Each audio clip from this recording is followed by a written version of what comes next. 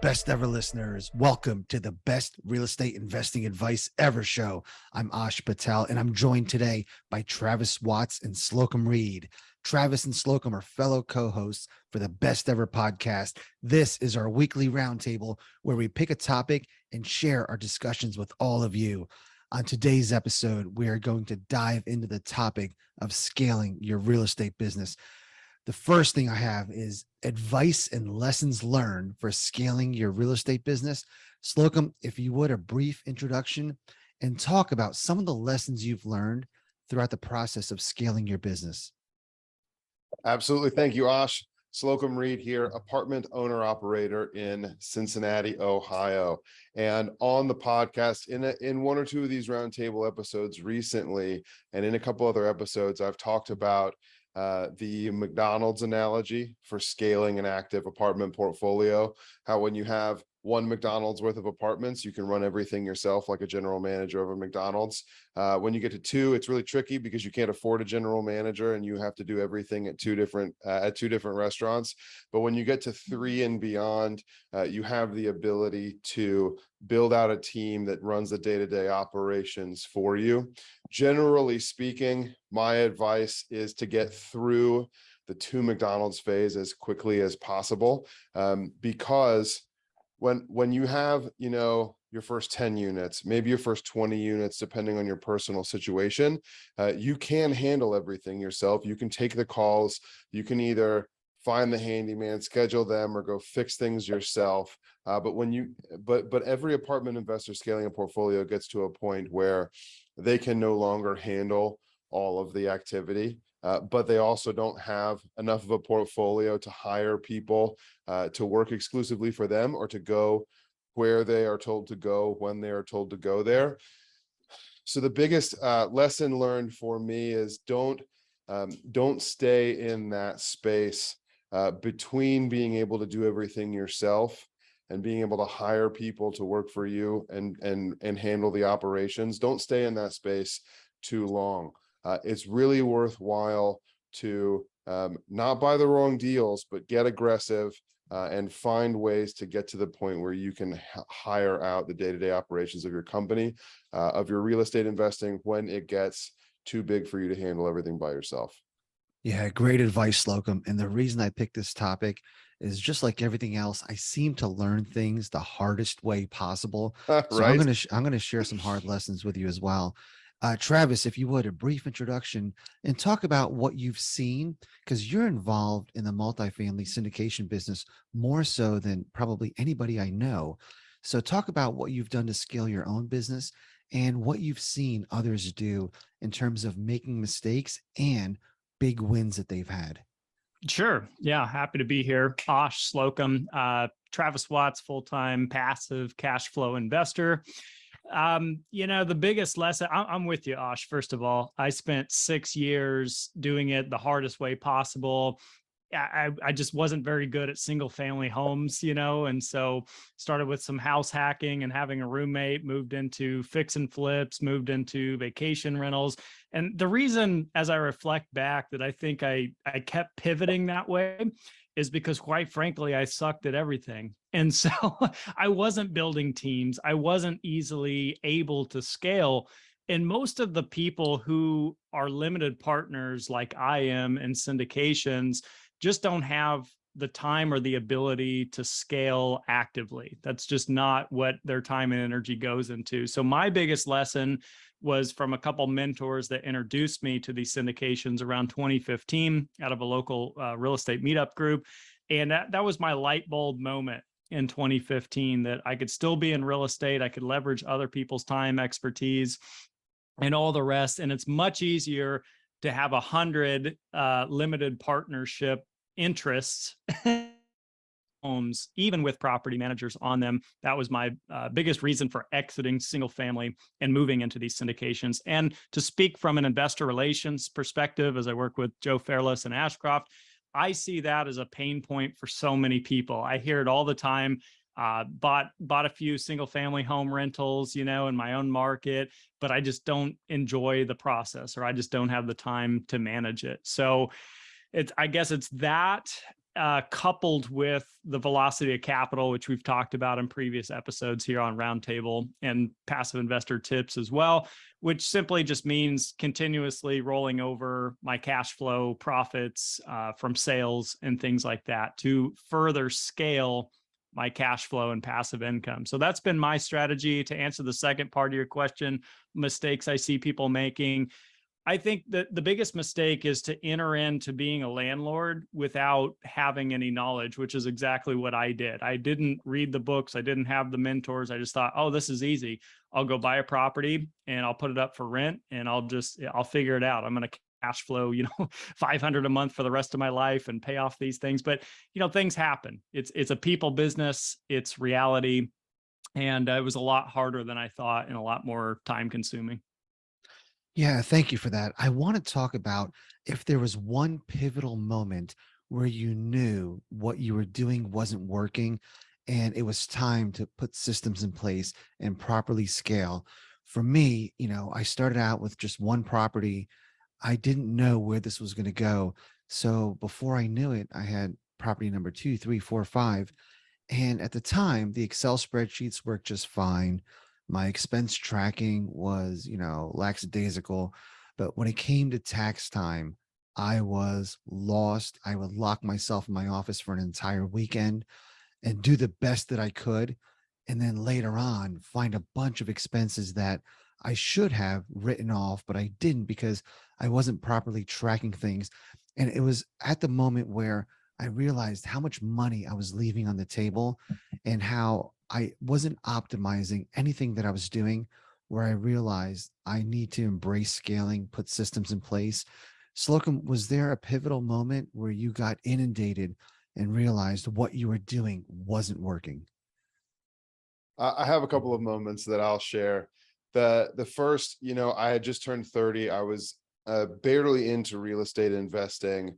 I had gotten my real estate sales license. I had joined a team. I had left that team when it was no longer the right opportunity for me. And I remember sitting at my computer, handling some sales for my clients and thinking to myself that I just couldn't wait until I could hire someone to handle the back end paperwork for me, not the negotiating and the contract, but all of the other components of getting to the closing table.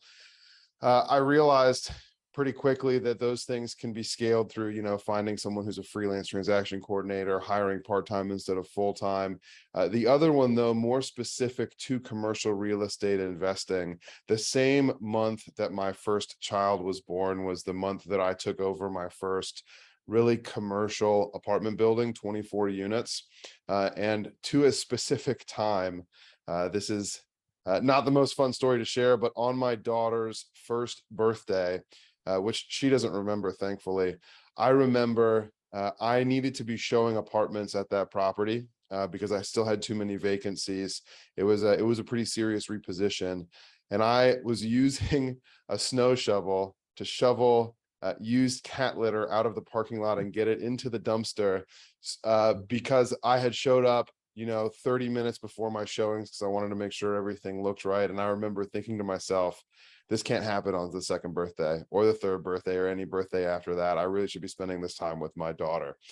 And scale is one of the things that has made that possible since then. I'm not missing birthdays. I'm not missing anything with my family because I've gotten my portfolio to the place where, well, first of all, no one at that property is dumping cat litter in the parking lot anymore. That tenant's gone, but also I have the people in place to handle that and keep the momentum going at those properties, making sure that they're performing without me needing to be there doing things like that. Yeah, it seems like we need those moments to really kick ourselves in the butt and realize that we've got to make some changes. Thanks for sharing that. Travis, any pivotal moments where you were inundated and realized that this just wasn't working? Yeah, so many. And I was laughing as you guys were chatting there, just thinking back at how amateur I really was. So I'm in the midst of flipping a home. I think it was my first flip. And I realized I don't even own an electric drill. I don't have really any tools. I got like a hammer and a screwdriver, and I'm trying to do rehab myself. And I remember this was an awful moment. I remember having to call my mom, who lived somewhat locally, to come help me with a renovation. It wasn't her skill set, wasn't my skill set. I mean, it was just the blind leading the blind. It was just one of those moments where that light bulb goes off and you're like, what am I doing? And I didn't have any special skill sets. I didn't have any connections. So there was certainly that. Another instance was I worked for an oil and gas company, and there was an employee that had just relocated from Texas to Denver area. And he's like, hey, man, I'm just looking for a place to live. And I happen to have one available. And just because I didn't know this person very well, but just because they were a coworker, I was like, hey, man, you know me, I know you, it's all good. You can just rent my place. Didn't do any screening, didn't do any credit checks, just was like, hey, we're buds, right? Yeah. And so the first month, no rent pay, the second month late, the third, no rent pay, the fourth, they're busting up my place. It was like no pets. And I did a drive by. They had like 2 cats up in the window, just put brand new carpet in the house. Those cats ended up peeing all over this carpet. It was an awful, awful mess. Almost got to the point of eviction. They ended up moving out on their own terms. But again, it was like, what an amateur, man. I didn't do any kind of screening process or anything. So it really came down to, knowing you and your goals and your criteria and your skill set and all that kind of stuff. And that was the other thing. The third thing I'll point out is I didn't have defined and clear criteria. I didn't have defined and clear goals. If you had asked me back then what I was doing, well, obviously I didn't know what I was doing, but I would just give you money goals. Oh, I want to make this much a month cash flow, or this much in equity, or whatever. And I didn't have any lifestyle goals. I wasn't thinking beyond the current year or two. And I think that was a huge mistake, and a mistake I see a lot of people make. If all you have is a money goal, it's easy to give up on that and fail on that, because it's really not that big of a deal, versus I want to send my kids to college, or I want to retire by age 50, or like other more impactful things in life. Let's put it that way. Yeah, thank you for sharing that. I had a single family tenant that also turned my house into a petting zoo / daycare. It was horrendous. So, we've had, I'm going to say, the luxury of having lived through those pain points and those pivotal moments where we implemented changes. What advice would you give to the young people scaling their business so that they don't have to go through and endure as much of that pain as we did? Travis, I'll start with you. Yeah, I would say first thing, again, back to kind of lessons learned, is that there's people out there that are really truly professionals, and you can partner with these people in so many different ways. It could be a joint venture, it could be through a syndication, it could be some kind of 50-50 arrangement, whatever. But the point is really self-reflect and figure out what it is you're good at, and try to partner with someone that has the opposite skill sets that you need. So real estate, as we all know, is truly a networking and a people and a team business. So never forget that. Even in my case, I'm an individual limited partner, but I am relying on teams and other people's expertise to carry my portfolio along. So it's kind of that can't beat them, join them for me. So yeah, that's some great advice, I guess, that I would give out. Slocomb, how can you advise some of the younger people or some of the people just starting out and help them avoid all the pain that we went through? That's a great question, Ash, and Travis, as always, is very insightful. I don't advise that people avoid all of the pain that we went through. A couple of basic things, that advice that I give people getting into real estate investing, especially on their first couple of deals, is that I recommend that with each of their first few or several deals, they expand their comfort circle one rung at a time. There should be one component of a deal, of a business plan, of a property that they're not fully comfortable with. Everything else is fine and they know how it'll work. They have a solid understanding of the tenant base, but they've never taken over the rehab. They're great at rehab, but this tenant base is a little bit different from the one that they had previously, or it's a 10-unit building and they're used to 4 families, something like that. I recommend that newer investors be learning and having some of these experiences, I do not recommend that they dive into the deep end of the pool immediately and have all of the issues all at once. But frankly, part of the reason that the three of us are good at what we do now is because we had to go through those trials, tribulations to get to where we are. So I don't recommend that people don't do that. I recommend that with each deal they do, they add one tool to the tool belt instead of getting a whole new belt and needing 15 new tools for a single deal. Yeah, I love that advice, and I love your incremental approach. I'm going to share with you a story that I should have listened to years ago. A friend of mine was a home builder. His name's John Z. And he told me, when I saw him run his business, he was never there. And, I asked him one day, I said, "Hey, John, when you have a young couple building their dream house with you, do you not show up to a design meeting, pat him on the back and say, 'Hey, Johnny Z, owner of the company, thanks for building with us'?" He says, "No, and I won't." And I'm like, "People are spending hundreds of thousands of dollars with you. You won't even meet your customers?" He said, "Absolutely not." And I'm trying to get inside his head. And he told me he was given advice by a very successful home builder. And that advice was, set your business up to where if you leave for 6 months and come back, it's better than when you left it. And to me, that was such a foreign concept. I didn't understand that you have to work on your business, not in your business. Took me the better part of probably 7, 8 years to figure that one out. But it was such great advice. And one more piece of advice is act as if you're going to scale your business. Act as if that one property is going to turn into 20. I wish that I had put systems in place while I still had ample time by only having 2 or 3 properties, right? I should have systemized things back in the day. Now it's so much harder to unclutter different spreadsheets and put them all into different systems. So if you think you're going to scale, act as if you're already there and put your systems in place. And I've seen people who have built their business from the ground up with those systems in place, and their rise to the top is exponentially quicker than a lot of other people that have those growing pains. Thank you all again for that advice. What is your current bottleneck in your business? Osh, that's a great question. I would say right now, the biggest bottleneck in my business is hiring.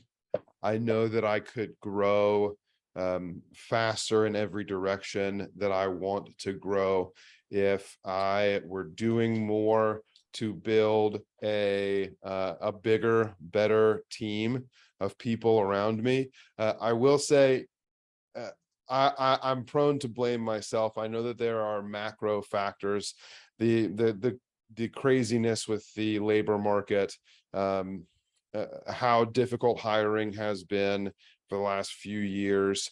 We're recording in August of 2022, but really it's the work required in finding the right people to add to my team. That's the biggest thing. Yeah, and that actually leads into my next question, and that's going to be talking about how other people or other parts of your team have helped you.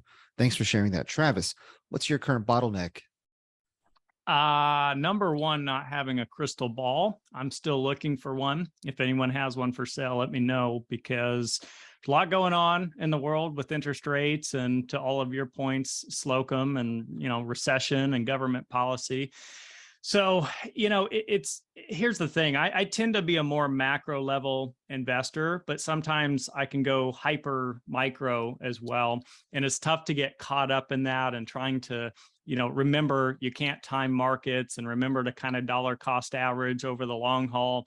And so that's just been really tough. We all know things go in cycles. We all know real estate's been on this super long bull trend. And so it's kind of impossible to know what lies in the future. And so it's that the bottleneck itself is that hesitancy to keep investing and know that you're in this for the long haul, but then not to get too micro focused and scared and be sitting on the sidelines. Yeah. And back to that next question. It took me years to hire an assistant, and I should have done that years before I actually did. And this person has actually moved up to be my operations manager. And it's just an absolute game changer when you have other people on your team helping you. Slocomb, how have other people helped you scale? Yeah, the biggest thing here, I have ADHD, which frankly means that I'm really good at a lot of things that other people are not, but I'm also really bad at a lot of things that most people are good at and some people excel at. And so frankly, hiring out my weaknesses, because my weaknesses are so much more acute than for the average person, it's been really beneficial. It's been simpler to identify, especially using tools like the disc profile. It's been easier to identify what people have the inherent traits, personality traits, and characteristics, values that will work well with me. When hiring, I do check for a person's values more than their experience. So long as they're more of a natural personality fit. I want to hire a bubbly, personable person for bubbly, personable work, and I want to hire a quiet, detailed, focused introvert for quiet, detailed, focused introvert work. Outside of that, I make sure that I know that these people's values align with mine. And I will say, getting out of my own way. Back to my first example, when I first turned 30 as a real estate agent, when I finally was able to hand off the paperwork and the logistics of a real estate transaction after I had done a good job representing my client in a negotiation, my business started taking off because I was able to focus specifically on the things, my zone of strength, and the things that felt light to me and not the things that felt heavy, that are not necessarily complicated to do, but not the right fit for me. Yeah, thank you for that. And again, the advice is if your business is profitable and you're inundated, you have no excuse not to hire help. Travis, how has either a team or being part of a team helped you? Yeah, love both of your points on that one too. I would say first and foremost for me, just the syndication model and me being the limited partner in that yin and yang has helped me obviously scale the most, get in different markets, learn, get a lot of exposure from a lot of different operators. Say number two has been mentors. I'm a huge fan of finding people that are doing successfully what it is you want to do and just, making them your mentor, whether paid or unpaid. Take some time to do that. And other parts of my team that have been a huge help over the years is having a competent CPA who is also a real estate person so that they really understand from their own personal side what's going on. So I look for people who do syndication investing and are also CPAs. And last but not least, asset protection attorneys and that kind of consulting to make sure that you're fundamentally structured from the get-go, right? The last thing you want to do is get real good, build these skill sets, build up your net worth, and then lose it all in a lawsuit or something like that. So you got to kind of plant the seeds, build the foundation. My team's pretty small these days. And those people have really helped me scale that model. Great advice, gentlemen. A great conversation today. Any final thoughts on scaling, Slocomb?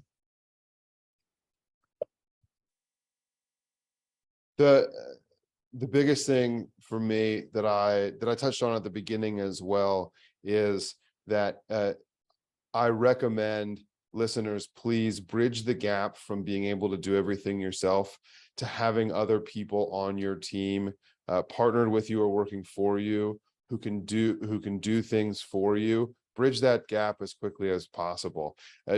It's painful to rely on people who aren't dedicated to working for you and have them cancel, postpone, ghost you. Bridge that gap, scale through that gap quickly so that you can build out a team of people to handle your operations. Slocomb, thank you. Travis, any final thoughts on scaling? 3 takeaways I'll share. Number 1 would be educate first and then experiment second. I had that kind of backwards when I started. Number 2, double down on what's working. That was the best advice given to me by one of my mentors that I took to heart.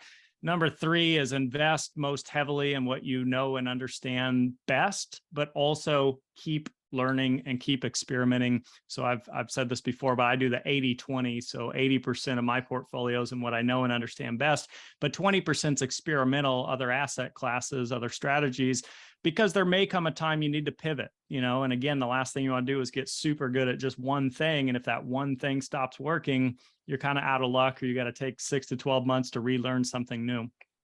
Great advice, Travis. Thank you. And again, my advice is act as if you're going to one day scale your business.